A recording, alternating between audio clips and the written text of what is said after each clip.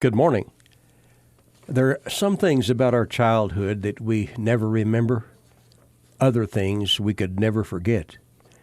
Baptist pastor John Lavendier shared a story from his childhood. With amazing detail, he spoke of things as if they happened only yesterday. His words, "I was born into a home which was a home, and to parents who fervently committed themselves to the task to which they had been called. Many childhood experiences have long since been forgotten, but there are one or two scenes in my memory," he said, "that are as bright and beautiful as if they had happened yesterday.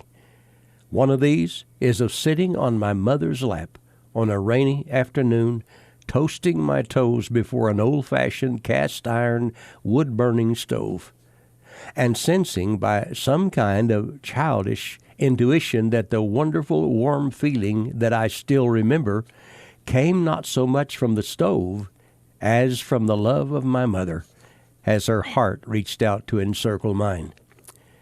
He said the high-backed chair in which we were sitting had the inevitable creak, and as mother rocked back and forth slowly, the pattern of the rain on the roof, mingled with the creaking of the chair and the crackling of the fire, formed an almost perfect accompaniment to a song which she sang about a man who loved little children, whether they were red, yellow, black, or white. And when she sang, "Little ones to him belong, they are weak, but he is strong," wee lad that I was, I knew that I loved him, even though I scarcely knew his name.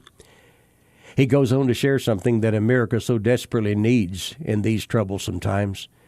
He said, "In our home was a well-worn, dog-eared copy of a book from which mother and father often read stories of this most interesting person.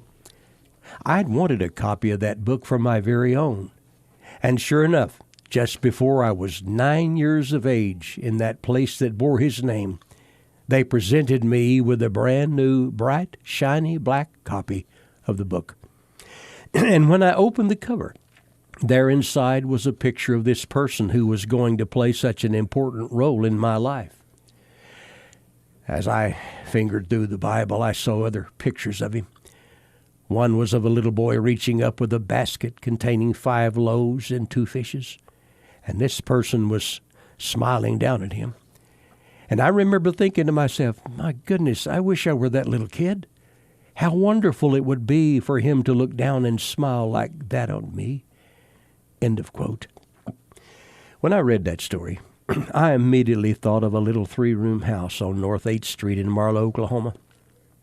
It was in what the world would call a shack that a single-parent mother scratched out a living for herself and 4 children, and sang all the time. She sung while she was raising those children. It was from her singing that I learned the greatest lesson life has to teach us. Jesus loves me, this I know, for the Bible tells me so. Little ones to him belong, they are weak, but he is strong. I'm Larry Hatfield. Good day.